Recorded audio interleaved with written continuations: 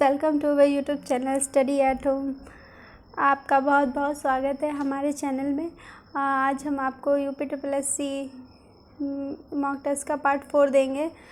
थोड़ा गैप हो गया था पर अब कंटिन्यू रहेगा आपका। तो चलिए स्टार्ट करते हैं। आज के क्वेश्चंस हैं, आज के 30 क्वेश्चंस होंगे। तो पहला क्वेश्चन है, संवैधानिक उपचारों का अधिकार के तहत आता है।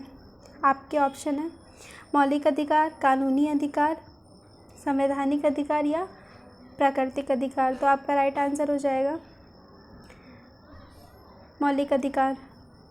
मौलिक अधिकार के तहत आपका संवैधानिक उपचारों का अधिकार आता है। अगर आपके अधिकारों का हनन होता है तो आप अनुच्छेद 32 के तहत सुप्रीम कोर्ट जा सकते हैं और रिट दायर कर सकते हैं। ये रिट 5 प्रकार की होती हैं। पहली है बंदी प्रत्यक्षीकरण, दूसरी है परमादेश, तीसरी है अधिकार परीक्षा, चौथी है प्रतिषेध और पांचवी आपकी प्रेषण।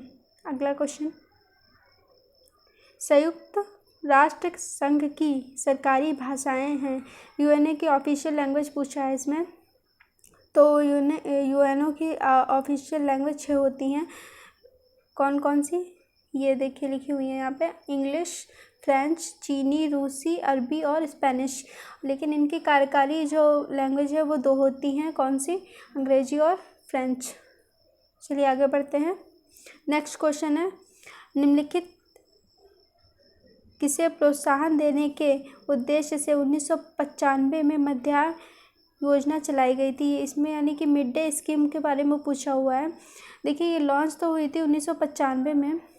ये किस लिए हुई थी पहले ये बता देते हैं। ये प्राथमिक शिक्षा का सार्वभौमिकरण करने के लिए थी, ताकि जो प्राथमिक स्तर पर बेसिक शिक्षा में जो बच्चे थे उनको कैसे भी करके बढ़ाया जाए और उनको शिक्षा दी जाए। तो ये 1995 में शुरू हुई थी। 15 अगस्त 1995 कक्षा 1 से 5 तक के बच्चों के लिए थी। तो इसका उस समय उद्देश्य ये था कि बच्चों को ज़्यादा से ज़्यादा स्कूल में लाया जाए। तो जिसकी भी अटेंडेंस 80% होती थी उसको 3 किलो चावल और गेहूँ दिया जाता था। लेकिन 2004 में इसको बढ़ा के सुप्रीम कोर्ट ने आदेश दिया कि बच्चों को इसमें पका पकाया भोजन दिया जाए। तो 2004 में इसको मिड डे मील मध्याह्न भोजन में कन्वर्ट किया गया। अगला क्वेश्चन है, निम्नलिखित में से कौन से महत्वपूर्ण व्यक्ति सभी 3 गोलमेज सम्मेलन में भाग लिए थे। तो आपके ऑप्शंस हैं Madan Mohan Malviya, Annie Besant, Mahatma Gandhi, BR Ambedkar. तो आपका राइट आंसर हो जाएगा भीमराव अम्बेडकर। भीमराव अम्बेडकर दलितों की तरफ से पहले, दूसरे और तीसरे तीनों गोलमेज सम्मेलन में भाग लिए थे। पहला आपका गोलमेज सम्मेलन 12 नवंबर 1930 को हुआ था। दूसरा आपका 7 सितंबर 1931, तीसरा आपका 17 नवंबर 1932 को हुआ था। और महात्मा गांधी जो थे उन्होंने दूसरे गोलमेज सम्मेलन में भाग लिया था सिर्फ। अगला क्वेश्चन है, भारतीय अर्थव्यवस्था का मेरुदंड का कौन सा क्षेत्र है। तो भारतीय अर्थव्यवस्था का मेरुदंड, बैकबोन बोला जाता है, कृषि क्षेत्र। कृषि क्षेत्र मतलब 70% आबादी को आसरा देने वाला कृषि क्षेत्र भारतीय अर्थव्यवस्था का मेरुदंड कहा जाता है। अगला क्वेश्चन है, इकोनॉमिक सर्वे किसके द्वारा प्रकाशित किया जाता है। तो पहले याद कर लीजिए, मिनिस्ट्री ऑफ फाइनेंस के द्वारा प्रकाशित किया जाता है। ये एक वार्षिक दस्तावेज होता है। अगला क्वेश्चन है, अशोक के कौन से शिलालेख में ब्राह्मी लिपि का प्रयोग नहीं किया जाता है। तो आपके ऑप्शन है सारनाथ, शाहबाज गरही, धौली और इनमें से कोई नहीं। तो आपका राइट आंसर हो जाएगा शाहबाज गरही। सॉरी, यह पाकिस्तान के मर्दाना ज़िले में स्थित है। इसको 30 जनवरी 2004 में यूनेस्को द्वारा एक ऐतिहासिक स्थल के रूप में शामिल किया गया। अगला क्वेश्चन है, हंटर आयोग ने किसके विकास पर अधिक बल दिया।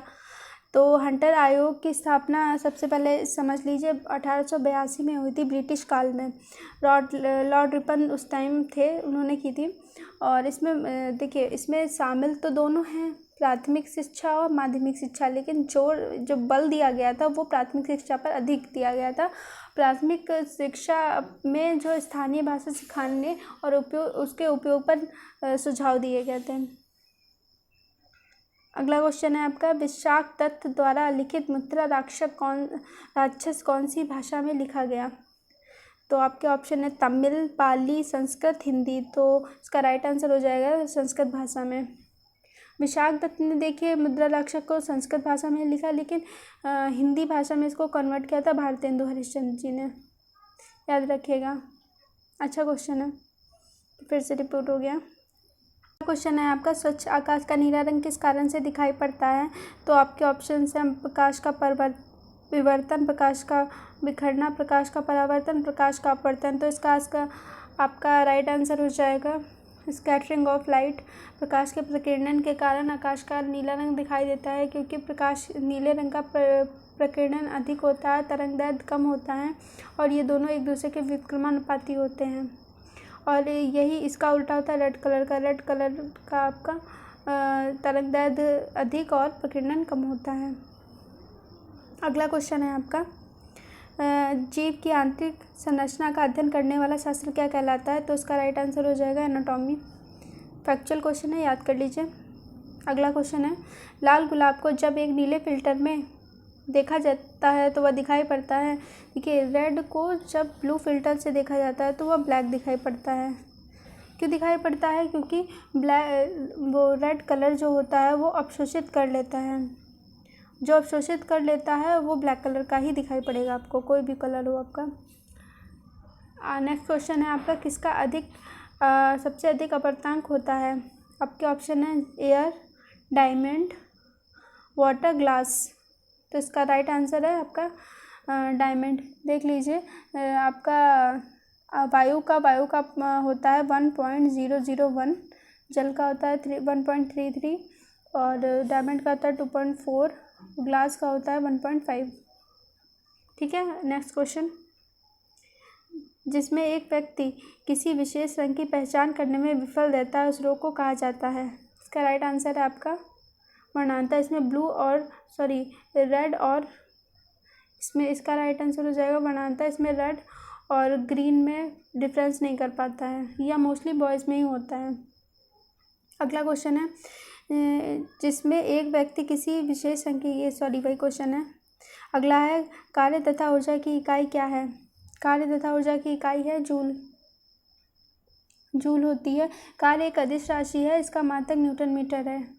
अगला क्वेश्चन है, निम्नलिखित में से कौन सा एक रेडियोधर्मी तत्व नहीं है? देखिए, इसका ऑप्शन आपके यूरेनियम, रेडियम, थोरियम, कैडमियम। तो इसका आपका राइट आंसर हो जाएगा डी, कैडमियम नहीं है, बाकी है, और ये पेनिट्रेशन की किरणें उत्पन्न करते हैं। बाकी जो तीन है यूरेनियम, रेडियम और थोरियम। अगला आपका क्वेश्चन है, कमरे के ताप पर कौन सी धातु तरल अवस्था में पाई जाती है? बहुत इंपॉर्टेंट क्वेश्चन है। इसका आंसर हो जाएगा ब्रोमीन। ब्रोमीन द्रव के रूप में पाई जाती है। इसकी खोज 1825 में बैलार्ड ने की थी। नेक्स्ट क्वेश्चन है, विद्युत चुंबक किससे तैयार किया जाता है? विद्युत चुंबक नरम लोहे से तैयार किया जाता है। नरम लोहे से जो तैयार किया जाता है चुंबक, वो अस्थायी होता है, और जो इस्पात से तैयार किया जाता है वो स्थायी होता है। नेक्स्ट क्वेश्चन है, इनमें से कौन सा विद्युत का सर्वोत्तम चालक है? आपके ऑप्शन है साधारण जल, उबला जल, समुद्री जल, आश्रित जल। तो बहुत ही सिंपल क्वेश्चन है, इसका आंसर हो जाएगा समुद्री जल। क्यों होता है? क्योंकि वो बहुत ही दूषित होता है और उसमें आराम से आपको धनायन और ऋणायन मिल जाएंगे, जिससे आपका विद्युत आवेश आराम से उत्पन्न हो सकता है। नेक्स्ट क्वेश्चन है, सूर्य के प्रकाश को पृथ्वी तक पहुँचने में कितना समय लगता है? तो आपके ऑप्शन हैं 2 मिनट, 6 मिनट, 8 मिनट, 9 मिनट। तो इसका राइट आंसर हो जाएगा 8 मिनट 20 सेकेंड। थोड़ा सा तबीयत ख़राब है, आपको आवाज़ में इशू लग सकता है, बाकी आप ध्यान से पढ़िए तो आपको समझ में आएगा सब कुछ। अगला क्वेश्चन है, सबसे बड़ी अंतःस्रावी ग्रंथि कौन सी है? तो इसका आंसर हो जाएगा आपका थायराइड ग्रंथि। या तो अपटो ग्रंथि कहते हैं इसको।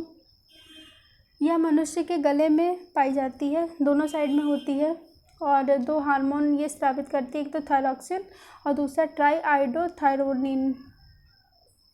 नेक्स्ट क्वेश्चन है आपका, स्कर्वी रोग किस विटामिन की कमी के कारण होता है?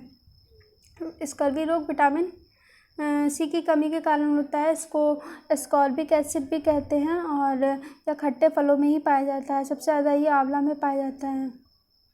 अगला क्वेश्चन है, मुख्य रंग कौन से हैं? तो मुख्य रंग सबको पता होंगे कौन से हैं आपके।